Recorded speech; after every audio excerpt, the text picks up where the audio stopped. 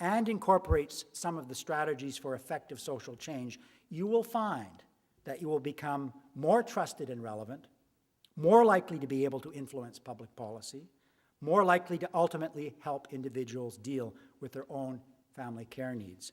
All in all, not a bad vision for a VON, and one that would have made your founder immensely proud. Thank you.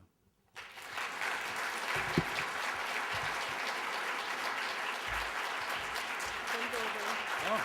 Look at this.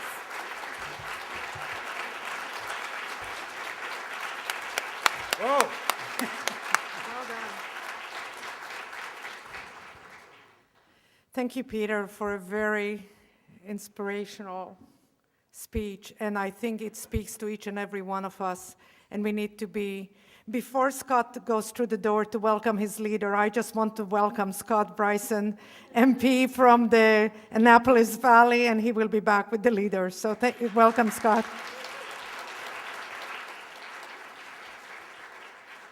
And your speech resonated with Scott too. He was taking the notes, and yes, we would love to see the tax association side by side, and why not?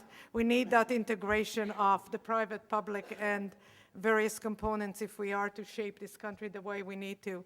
I think we have taken several lessons from you, and again, it's exciting to see that VON is on the right track. You challenged us around social change, and that's one of the messages that we take out consistently. And in this room, there are board members from across the country, from coast to coast, who are community board members who engage their communities around how to build stronger fabric and understand that we are not just about home care, but we are about social care, and without that, social fabric is important. In a very minor way, would be surprising, I talk to people who are in a transportation business and they look at me like I am cuckoo of why VON is interested in transportation, where we put thousands and thousands of people on the road every day going from home to home, and our contribution to the environmental problem is tremendous. And part of what we're doing is to try to figure out how to reduce those mileage that traveled, how can we do things in a smart way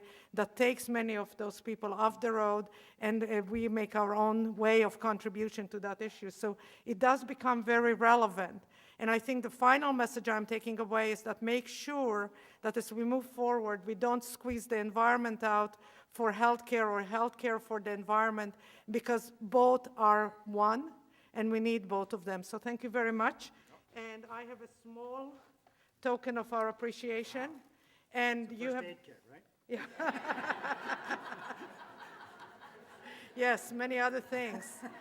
And thank you, and hopefully we will have some time to ask Peter during the coffee break.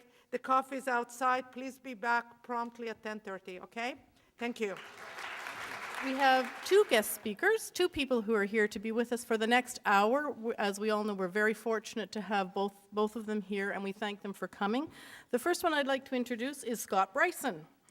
I think many of you, particularly in the East, know Scott Bryson, and probably all over Canada we know Scott Bryson as well. He's the Liberal Member of Parliament for Kings Hants in Nova Scotia, and I do have to make a little bit of an editorial here. The best part of the world, God's country, the Annapolis Valley, with the Minas Basin, there we go. Highest tides in the world there. That's just my little editorial. Scott is the party spokesperson on economic issues. Equally important, his sister is a VON nurse. How exciting!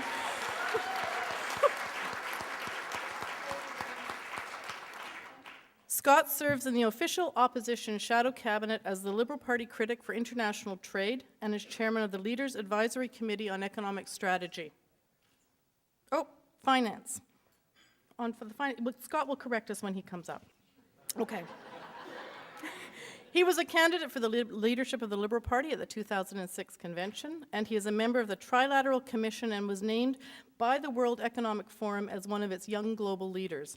He served as Minister of Public Works and Government Services and Receiver General of Canada from 2004 to 2006. Scott has also had extensive private sector experience ranging from business startups to serving as a VP of a Canadian investment bank. We're thrilled to have Scott Bryson with us. Please join me in welcoming him to the podium. Thank you.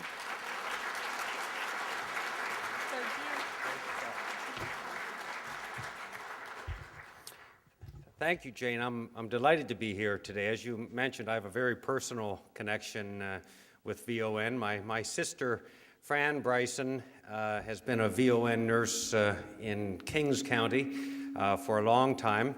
And I recognized the importance of VON very early on when I first ran in 1997. And people would come up to me and they didn't really know me, but they'd say, are you related to Fran Bryson?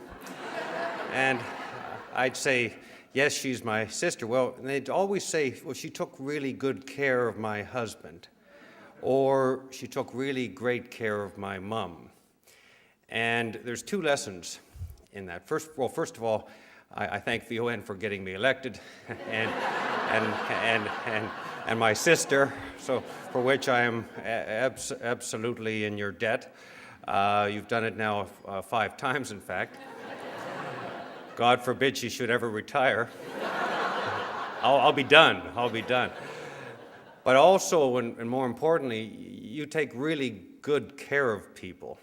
And I'm part of that 20% of Canada, rural Canada, and you're important in bigger centers, and you're really important in small towns and rural communities like Cheverry, the community of less than 200 people that I'm proud to call home. I'm here today introducing my leader, Michael Ignatieff, to you, and he doesn't like long introductions. He doesn't need long introductions, so we're going to get going on this right away. We're embarking on a very important national debate on health care and home care and family care, and our party and our leader is playing an important role in shaping that debate. You are going to play a very important role in the results of that debate. We need your input and we need your partnership. So we're here to listen to you today. And initially, it was just going to be me speaking to you today, but in fact, you walked into the dealership and you're looking for a Chevette, and you walked out with a Corvette. You got Michael Ignatieff here, so I would like to, it's probably the first time Michael's ever been compared to a Corvette, but I want to welcome Michael Ignatieff. We look forward to hearing from him and then to, of course, hearing from you. Thank you.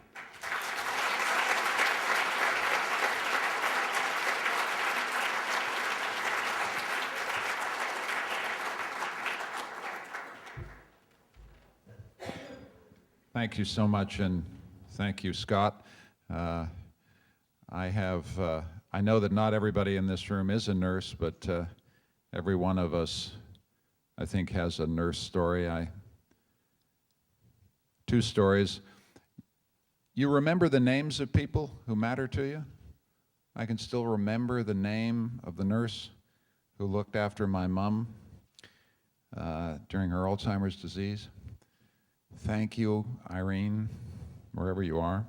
I can also remember having an operation 40 years ago. This is a hospital nurse, I have to say, and I had a neck surgery, and I came out of neck surgery, and there was this nice woman looking at me, and I threw up all over her. And she said something I've always remembered. She said, "I don't take it personally." And then she said, "It's my job." So I thank you for the job that you do for all Canadians, and done for my family and done for me. And I wish I had a sister in the VON, that's all I can say. What I want to say is I want to get down to the business of public policy. You're a thinking organization. You're an organization with immense experience, immense policy experience, and as Scott says, we need to get Canadian healthcare right. And let me just give you a few introductory thoughts of ours about what we need to do. We need to start with a proud, very clear, and very unequivocal affirmation. Our faith and belief in universally accessible, publicly funded, free at the point of access healthcare for every single Canadian, period. That's where it starts.